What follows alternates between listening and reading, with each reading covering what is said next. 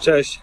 Nie wiem w ogóle, czy mogę to nagrywać, ale pierwsze wrażenia, wyszedłem po 3 dniach z więzienia tutaj. Nie polecam nikomu. Nagram chyba osobne jakieś ostrzeżenie dla wszystkich, żeby sobie nie lekceważyli tak jak ja to sobie zlekceważyłem, pomimo że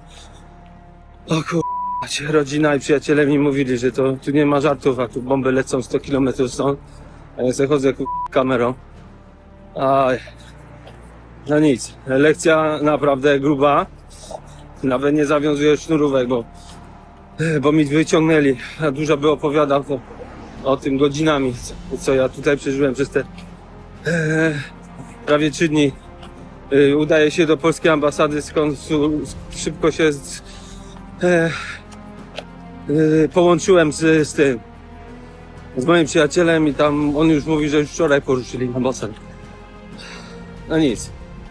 Jestem na zewnątrz, nie wiem, czy jest śmiać, czy płakać, ale dobra, jadę do tej ambasady, tylko wywalili mnie na zewnątrz, okej, dobra, chociaż mi telefon podładowali. A już nie wiem, co mówię.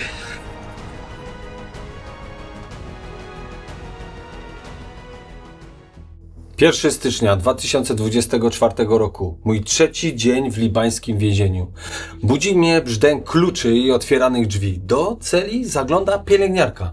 Podchodzi do mnie i pyta, czy biorę jakieś leki. Przez ułamek sekundy się waham, ale widzę w tym szansę. Szansę na rozmowę z nią. Kiwnięciem głowy potwierdzam, że tak. Ona znajduje kopertę z moimi lekami, które zdeponowałem w pierwszym dniu. Wyciąga paracetamol i ten mocny środek na biegunkę, który kupiłem kiedyś w Etiopii. Patrzę jej w oczy i ściszonym głosem mówię: ten lek jest na uspokojenie. To kłamstwo przychodzi mi zaskakująco łatwo. Wykorzystuję ten moment i proszę ją szeptem, żeby pomogła mi zadzwonić, że zaszła jakaś pomyłka, że nie powinno mnie w ogóle tutaj być, że chociaż może jeden telefon do rodziny, proszę, proszę. Pielęgniarka tylko wzdycha i kręci głową. Jej spojrzenie mówi wszystko. Chciałaby pomóc, no ale nie może, no. Niby wiedziałem, że nic nie wskuram, ale próbować zawsze warto. Kilka minut później z góry, z piętrowego łóżka, zeskakuje ten młody chłopak, ten, który śpi nade mną. Bez słowa podsuwa mi talerz pod nos, na nim kilka chlebków, pasztet, oliwki, ogórek. Prawie jak hotelowe śniadanie. Wow, dzięki stary, mówię do niego. W celi panuje szum. Jedni jeszcze drzemią, inni chrapią, inni się tam coś kłócą. Ktoś tam cicho się modli w kącie. Ale rozglądam się po celi, próbując dostrzec, od kogo wyszedł ten wspaniały gest. I wtedy widzę go. Na końcu celi, na górnym łóżku, oparty o ścianę, siedzi szef celi. Spogląda prosto na mnie. W palcach trzyma papierosa i nasze oczy spotykają się. Unoszę rękę w geście podziękowania. On przygląda mi się przez chwilę, po czym ledwo zauważalnie kiwa głową. I wypuszcza taki wielki kłęb dymu. Nie zapomnę nigdy tego jego spojrzenia. Nie mija nawet kwadrans od śniadania, gdy drzwi celi znowu się otwierają. I znowu mnie zabierają. Wychodzę na korytarz, gdzie stoi już kilku innych więźniów. Nie jestem sam. Jest nas chyba 10 w sumie. Ustawiają nas jeden za drugim. Zakładają kajdanki. Jednym z przodu, drugim z tyłu. Znów transport na przesłuchanie. Jedziemy na pacę ściśnięci jak śledzie. Jeden na drugim. Dzień niby taki nowy, rzeźki, ale wewnątrz czuję się totalnie zmęczony. Na posterunku zostaję zaprowadzony na górę, do znanej mi dobrze poczekalni. Pokój bez żadnych okien. Czas tutaj nie istnieje. Nie ma zegarów, nie ma dnia, nie ma nocy. Jest tylko takie potworne czekanie. I wtedy w drzwiach pojawia się młody. Ma długie, ciemne włosy, podobne do moich. Mógłby być chyba moim synem w sumie. Siada obok mnie na ławce. Zaczynamy szeptem rozmawiać, na tyle, ile pozwala jego łamany angielski. Dowiaduję się, że zatrzymali jego ojca, brata i chyba 2 lub 3 wujków. I gdzieś tam przesłuchują, a on czeka na swoją kolej. Ma 17 lat dopiero. Patrzę na niego i myślę o mojej córce, o Ali. On jest w sumie tylko trochę starszy od niej. Dobro mu takie bije z oczu, jest spokojny, wręcz dziecięcy w tym swoim spokoju, jakby jeszcze nie do końca rozumiał, w jakim jest miejscu. Przez korytarz przechodzi jeden z tamtych strażników, których w myślach nazwałem zwierzakami. Quiet! I warczy krótko na nas. Milkniemy z młodem, nie mamy wyjścia. Koniec naszej rozmowy. Po chwili w drzwiach poczekalni pojawia się znajoma twarz. To Abel. Oficer, który przesłuchuje mnie od początku mojego pobytu tutaj. Na jego widok napięcie na chwilę mnie opuszcza. Czuję taką ulgę, że to znowu on, a nie któryś z ich pozbawionych skrupułów typów. Abel skinieniem ręki przywołuje mnie do siebie i idę za nim. Siadamy u niego w biurze. Jeszcze raz opowiedz mi, co robiłeś w Izraelu, w Palestynie, krok po kroku, powoli. Mówi Abel, siadając za swoim biurkiem. Biorę więc głęboki oddech i zaczynam od początku, tak jak prosi. Opowiadam wszystko, jak nagrywałem materiał w Jerozolimie, w Betlejem, w Hebron, jak wyglądał mój transport tam, jak rozmawiałem z ludźmi po obu stronach muru, jak izraelscy żołnierze sprawdzali mi telefon wielokrotnie, jak kasowali mi pliki wideo i tak dalej, i tak dalej. Mówię długo, chyba z godziny albo i więcej.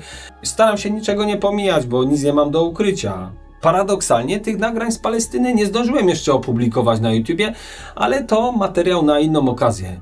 Pojechałem tam jako bezstronny obserwator, a wyjechałem z kompletnie zmienionym spojrzeniem. Ale o tym innym razem. Big Boss pyta, czemu nie masz żadnych zdjęć ani z Izraela, ani z Palestyny? Pyta Abel w imieniu swojego szefa.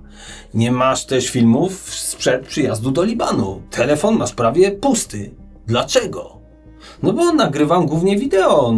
Mam mało pamięci w telefonie, więc co kilka dni zgrywam wszystkie swoje pliki na dysk zewnętrzny. Inaczej bym szybko go zapchał. Okej, to wróć do pokoju obok. Rzuca krótko. Siadam obok młodego na ławce. Ciężko stwierdzić, czy mija kolejna godzina. Nie wiadomo nic. Nie wiadomo, co będzie dalej. Nie wiadomo, jaki jest czas. Czy to już koniec mojego przesłuchania na dziś, czy dopiero początek. Niepewność taka zżera mnie od środka, ale staram się zachować ten mój spokój, który towarzyszy mi tutaj od kilku dni. Wiążę też supełki z włosów, które znajduję na ubraniu. No taką znalazłem rozrywkę, tak żeby zająć czymś głowę, żeby nie myśleć o tym, co mnie tutaj spotyka. Wreszcie Abel staje ponownie w drzwiach. W ręku trzyma jakieś papiery. Jest decyzja, Michał. Mówi Abel, gdy do niego podchodzę. Big Boss i sędzia postanowili? I w tym momencie zdaje się, że czas zwalnia do granic niemożliwości, a jego słowa rozciągają się w powietrzu jak jakaś guma. Jest decyzja, że jesteś wolny. Patrzę na niego, nie dowierzając, co ja słyszę. Wolny? Powtarzam za nim jak echo. Abel uśmiecha się szerzej i potwierdza. Tak, Michał, jesteś wolny. Przez ułamek sekundy stoję w oszołomieniu, a potem emocje uderzają z pełnym impetem, z pełną siłą. Fala ulgi rozlewa się po calutkim moim ciele. Uginają się mi nawet lekko kolana. Chce mi się śmiać, płakać, krzyczeć jednocześnie. Czuję, że oczy zachodzą mi łzami w tamtym momencie.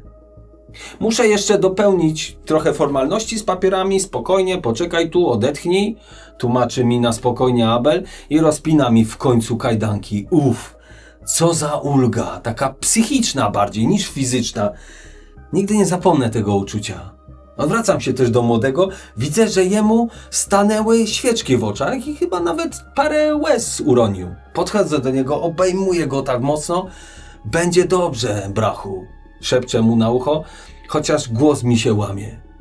Sam też zaczynam w sobie płakać, to łzy Łzy radości, takiej ulgi, ale też smutku, bo ja mam wyjść, a on tu zostaje. I mam takie poczucie winy, że nic nie mogę zrobić.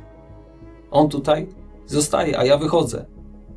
Mija kilkadziesiąt minut, emocje powoli opadają, ale mam taki dziwny spokój. Abel wraca ponownie z tym plikiem dokumentów. To już wszystko, mówi. Ja idę do domu świętować Nowy Rok, tobie też życzę wszystkiego dobrego. Zaraz ktoś po ciebie przyjdzie, spokojnie siedź, zaraz wychodzisz. Cześć Michał, powodzenia w podróżach, dodaje Abel i wyciąga do mnie rękę. Ściskam jego dłoń z wdzięcznością. Dziękuję ci za wszystko, stary. Dziękuję, Abel. Bardzo ci dziękuję. Mówię, patrząc mu tak bezpośrednio w oczy, bo jednak okazało się, że to był ten dobry gość. Żegnamy się, a Abel odwraca się i znika w korytarzu. Parę minut później w progu staje jeden ze strażników, jeden z tych zwierzaków, jak ich to nazwałem. Wysoki, barczysty, nabuzowany. Rozpoznaje go. To ten sam, który wcześniej uciszał nas w poczekalni, a jego oczy płoną taką ogromną agresją. Ty, chodź! I rzuca w moją stronę, machając ręką. Młody spogląda na mnie zaniepokojony, no a ja muszę już iść. Strażnik popycha mnie. Przez ramię skręcam w prawo do wyjścia, tak jak właśnie wychodził Abel w tamtą stronę. Ale on natychmiast wrzeszczy: No, this way! I szarpie mnie w drugą stronę. Jestem kompletnie zdezorientowany. Idziemy do części budynku, w której nigdy wcześniej nie byłem. W głowie zaczyna mi się mętlik, taka panika się pojawia. I zwierzak wprowadza mnie do niewielkiego pomieszczenia. Ściany i sufit obite są szarymi gąbkami. Na jednej z nich ogromne lustro, a na środku metalowe krzesło i stół przytwierdzony do podłogi. Nawet nie zdążyłem spytać, co się dzieje. Zwierzak popycha mnie na krzesło i zakłada mi kajdanki z tyłu. Zaciska je mocno. Błyskawicznie nakleja mi też taśmę na usta. I bez słowa wychodzi, trzaskając za sobą stalowymi drzwiami. Zostaję sam. Jestem zakneblowany, mam ponownie skute ręce, jestem unieruchomiony na tym krześle kompletnie. Nigdy nie zapomnę tej dziury w głowie. Co jest do cholery? Przecież miałem być wolny. To Abel mnie jednak okłamał? Serce wali mi jak oszalałe. W głowie ścieczka myśli. Zaczynam walczyć sam ze sobą. Jedna połowa umysłu jakby krzyczy: to pułapka, Abel cię okłamał, sprzedał ci bajkę o wolności, a teraz wrzucili cię tutaj. Ale druga połowa głowy próbuje mnie w jakiś sposób uspokoić. Nie panikuj, spokojnie, Michał, trzymaj się, to na pewno jakiś cholerny test, kolejny test. Na stoliku leży kartka papieru, długopis i pudełko z tuszem. Przypominam sobie, jak więźniowie mówili, że odbite linie papilarne palców oznaczają postawienie zarzutów. Ja jestem ugotowany. Wpatruję się kantem oka w to wielkie lustro na ścianie. Na pewno mnie teraz obserwują. Patrzą, czy mi głowa się posypie, czy spanikuję. Udaję, że nie jestem świadomy tego lustra weneckiego. I walczę z tym potwornym strachem, który tylko narasta. Staram się myśleć o czymś innym, byle przetrwać, byle się nie załamać. Tłumaczę sobie cały czas, że przecież nic nie zrobiłem. Nie wiem, ile czasu mija. 5 minut, 30. Wreszcie drzwi się otwierają. Do środka wpada zwierzak. Podchodzi do mnie powoli, staje tuż przede mną. Jego oczy wpatrują się w moje. Czekam na cios czy coś w tym stylu, ale nie pękam. On po prostu stoi nachylony nad tym stolikiem i milczy. I tak z 10 sekund, może ze 20. To są jedne z najdłuższych sekund mojego życia. Nagle zrywa mi tą szarą taśmę z ust i rozpina mi kajdanki. Patrzy na mnie tym dziwnym wzrokiem. Coś ma gościu z głową ewidentnie. I kiwa głową w stronę drzwi. Dochodzimy do tego biurka przyjęć przy drzwiach wyjściowych. 2 oficerów spogląda na mnie obojętnie. Jeden z nich rzuca w moją stronę. You are free to go. Peace off. Go away. Stoję jak wmurowany. Rozglądam się niepewnie. To już oficjalnie? Koniec tego koszmaru? Co to w ogóle było do cholery? Na blacie tego biurka leży mój paszport, portfel. Rozpoznaję też swoją żółtą książeczkę szczepień, międzynarodowe prawa jazdy. Wszystko to, co miałem przy sobie, gdy mnie tutaj przyjmowano. Oddają mi moją własność. To w sumie najlepszy dowód, że naprawdę mnie wypuszczają. W końcu. Ja Tak, to się dzieje naprawdę. Abel mnie jednak nie okłamał. A ten zwierzak po prostu urządził mi ostatni test. Chciał mnie złamać psychicznie na sam koniec.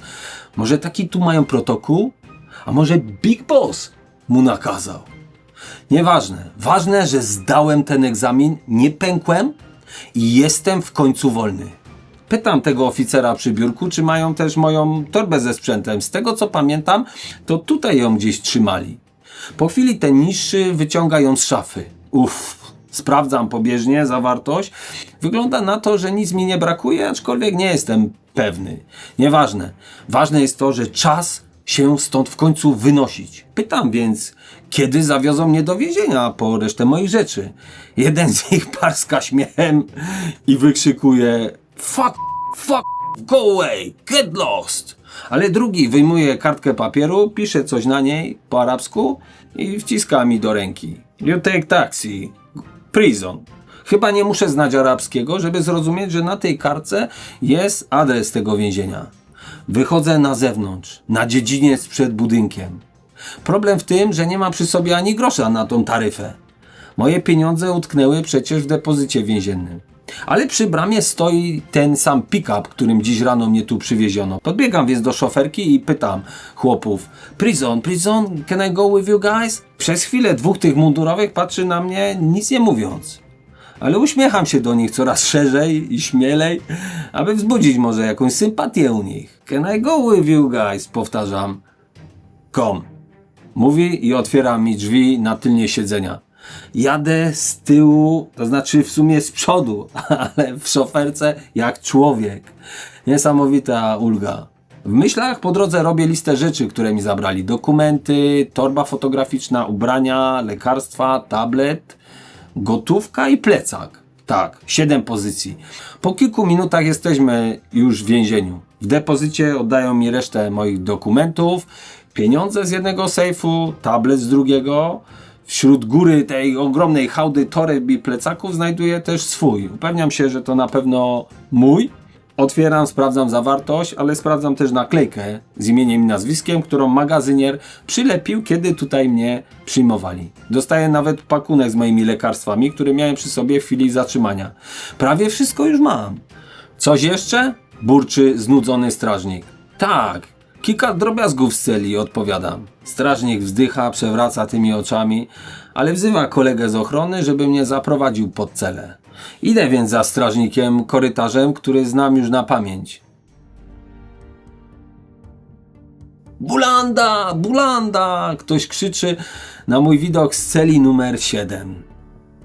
W ułamku sekundy przy kracie zbiera się tłum moich współwięźniów. Twarze, które stały się dziwnie bliskie przez te parę dni. Paul, Bengalczyk, Harry, Jordańczyk, szef celi, jeszcze paru innych, których tylko znam z twarzy. You go? Are you free? Pyta Paul. Yes, I'm free, guys. Potwierdzam z uśmiechem, I'm free. Chciałbym wejść na chwilę do środka, ale strażnik mnie zatrzymuje i stop, no enter. Więc chłopaki podają mi moje rzeczy przez kratę i krzyczą: good luck, crazy Bulanda, good luck. Don't come back here, ever. Enjoy your travels. God bless you. Krzyczą na przemian: good luck to you guys. Wszystkiego dobrego, chłopaki. Mówię po polsku, po angielsku, już nie pamiętam w którym języku, wszystko mi się myli. Trzymajcie się, ściskam się z nimi jeszcze przez te kraty. Bye, crazy Bulanda, bye. Crazy Bulanda, tak mnie tutaj nazwali. Po arabsku Bulanda znaczy po prostu Polak. Dla nich jestem tym szalonym Polakiem, który pchał się tam, gdzie nie trzeba i narobił sobie bigosu. No cóż, taka jest właśnie prawda tej opowieści. Strażnik ciągnie mnie już za ramię. To ostatnie sekundy, kiedy widzę jeszcze ich twarze przez tą całą kratę. Cała cela stoi przy niej i patrzy, jak odchodzę. Wracam z eskortującym mnie strażnikiem do depozytu. Odbieram plecak, ostatnie podpisy. W końcu staję przed wyjściem, przed ostatnią bramą. Ale jeszcze chwilka, jeszcze kilka kroków i będę naprawdę wolny. Sprawdzam swój telefon.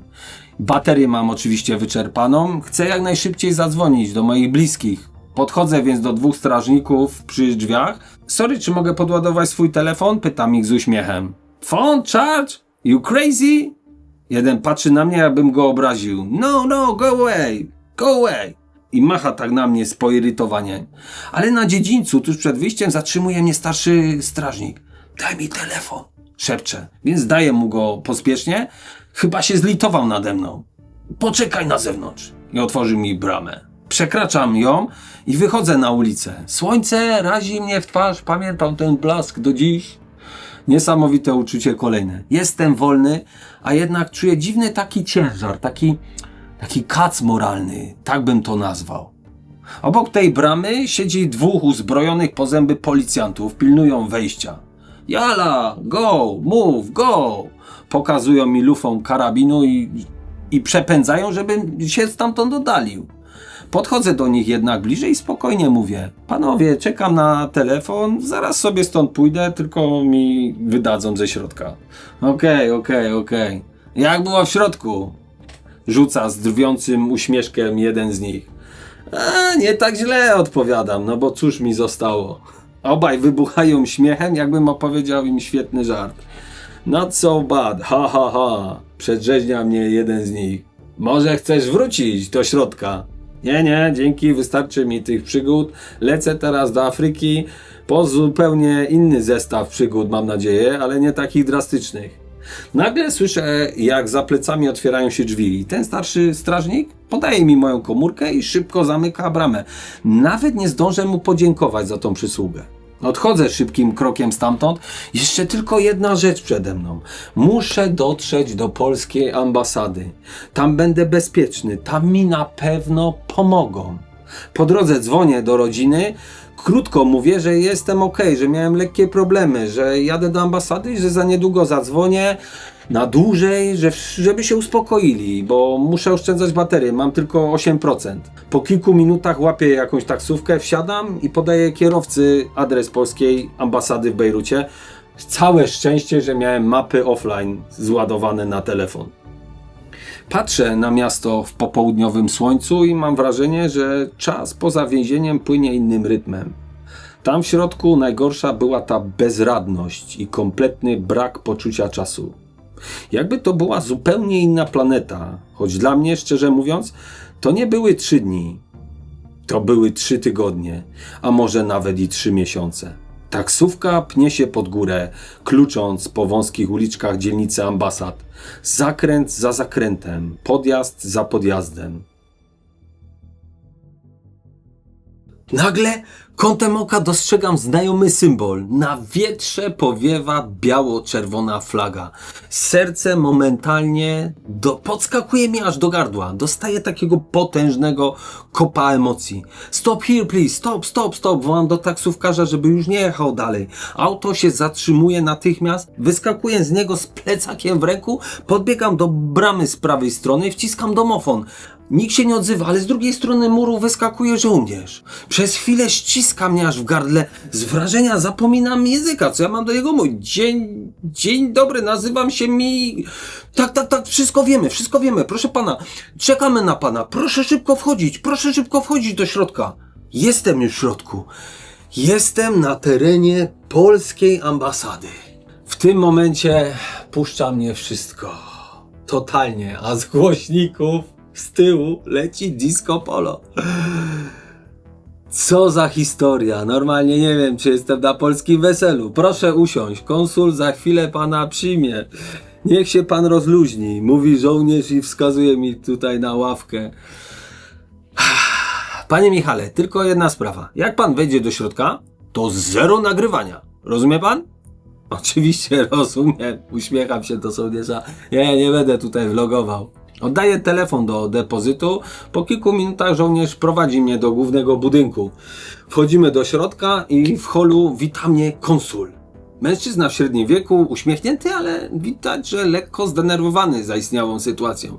Niech pan usiądzie, panie Michale, i proszę, jeśli ma pan siły, to proszę mi opowiedzieć swoją historię. Tak więc siadam, dostaję szklankę wody od niego i opowiadam. Przyleciałem 26 grudnia, zwiedzałem Bejrut, potem pojechałem do Baalbek. Stop. Przepraszam, że panu przerwę. I wchodzi mi konsul w słowo. Ja wszystko praktycznie wiem od pańskiej rodziny. Ale proszę opowiedzieć mi od momentu, kiedy pan wyjeżdżał z Baalbek. To mnie bardzo interesuje. I zaczynam mu opowiadać. Mówię przez godzinę, może i dłużej. Nie wiem w sumie ile czasu mija, bo czy to było wewnątrz w więzieniu, czy na zewnątrz, straciłem poczucie czasu. Totalnie. Konsul siedzi coraz bardziej zgarbiony. Kiwa głową. W pewnym momencie chowa głowę w dłoniach. Twarz mu blednie i mówi: Panie Michale, wszedł pan do jednej z 13 czerwonych stref w Libanie. A ta konkretna dzielnica, tam gdzie pana zgarnęli, to potrójnie czerwona strefa, gdzie służby albo nie chcą, albo nie mają dostępu, albo się po prostu boją, żeby tam wjeżdżać. A pan wszedł do gniazda szerszeni. Panie Michale, to cud, że pan żyje. Ci faceci, którzy pana porwali, to prawdopodobnie był Zresztą sami panu mówili wprost na tym przesłuchaniu. No miał pan naprawdę dużo szczęścia. To istny cud, że pan w ogóle tu siedzi. Jestem niesamowicie poruszony pana historią.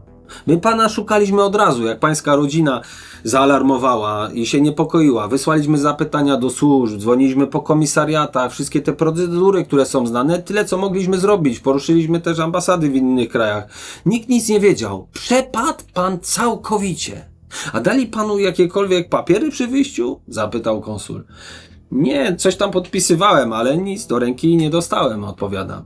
I co dalej? Co zamierza pan teraz robić, panie Michale? Chwilę się zastanawiałem, ale odpowiedź była prosta. Chcę kontynuować swoją wyprawę, lecę do Afryki, nie będę wracał do Polski i zamulał. Było to bardzo mocne doświadczenie, ale działam dalej ze swoim planem, nie przerywam. Kenia, Uganda, Rwanda, Burundi, Tanzania, potem Wietnam, kupę planów mam. Jest godzina dziś chyba 15. Bukuję więc lot Bejrut, Addis Abeba, Nairobi. Dokładnie ten sam, którym miałem lecieć 4 dni wcześniej. Samolot ma odlecieć o 3 nad ranem. Konsul pomaga mi, drukuje mi bilety i zamawia zaufanego kierowcę. Na koniec dodaje: niech mi pan wyśle SMS-a, jak już pan będzie w samolocie. Ale tylko wtedy, gdy koła oderwą się od ziemi. Do tej chwili nie mamy pewności, czy pan stąd wyleci. Uśmiecham się i kiwam głową. Dziękuję mu bardzo i tym żołnierzom. Wsiadam do taryfy. Jestem już na lotnisku. Siedzę na ławce w hali głównej, próbując złapać Wi-Fi. Łączę się z rodziną przez WhatsAppa, dzwonię. Głos Ali po drugiej stronie rozbraja mnie zupełnie. Pamiętam, że płakaliśmy. Z radości, ze smutku, mam przed oczami jej twarz. Ciężko to słowami ubrać, co wtedy czułem. Nagle dostrzegam kilka znajomych głów krążących po hali lotniska. Momentalnie robi mi się tak zimno. To ci sami zwierzaki z posterunku bez okien. Udają, że mnie nie widzą, ale ja wiem, że oni mnie obserwują. A może mi się tylko to wydaje? Nie wiem, ale napięcie do mnie wraca jak bumerang. Dalej rozmawiam z rodziną przez WhatsAppa. Nie mówię im dokładnie, co zaszło, co się ze mną tam w środku działo. Staram się jakby im to oszczędzić. To zbyt świeże. Zresztą o szczegółach tak naprawdę to dowiedzą się z tej serii, którą wy właśnie oglądacie. Mija północ, jest czas odprawy. Oddaję swój bagaż, przechodzę przez kontrolę, idę do gate'u. Samolot będzie punktualnie. Wsiadam, przygotowuję SMS-a do konsula, tak jak mnie prosił, ale wtedy zauważam coś dziwnego. Kilku pasażerów rozmawia ze sobą w grupie, ale potem każdy siada jakby osobno. Przekazują sobie jakieś pakunki, coś mówią do siebie szeptem, coś mi tutaj nie gra. Siedzę przy przejściu. Obok mnie gość z tej grupy 5. Obok niego siedzi kobieta od okna.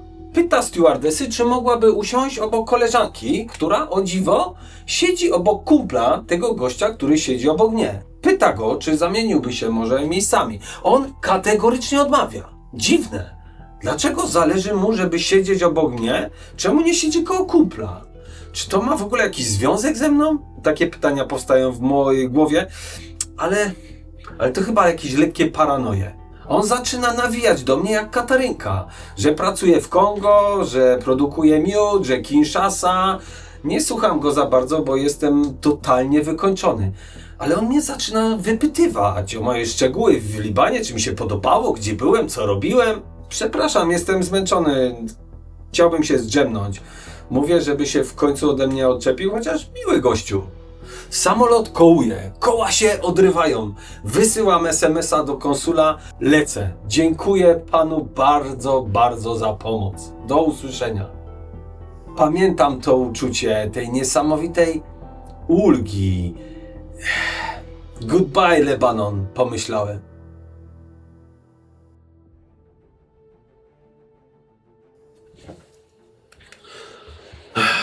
Ale to nie koniec tej opowieści, moi drodzy.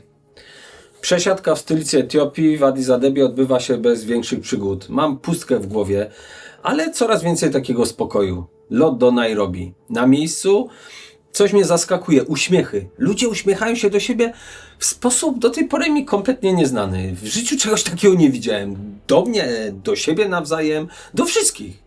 Po takim libańskim piekle to jest jak przejście z czarno-białej telewizji na kolorową. Wieczorem jem pizzę w hostelu. Siedzę z kumplem, gadamy, jest fajnie i nagle dostaję wiadomość na WhatsAppie. Link do Al Jazeery. Przed chwilą, czyli 15 godzin po moim wylocie, nastąpił atak bombowy w centrum Bejrutu. Zginęło 7 wysokich rangą przedstawicieli Hamasu. Mieli tajne spotkanie nad sklepem ze słodyczami przy głównej ulicy. Niecałe 2 kilometry od punktu, z którego mnie zgarnęli. Sprawdzam na mapie wielokrotnie, bo nie wierzę. Mózg zaczyna mi pracować jak oszalały. Przecież to było tak blisko.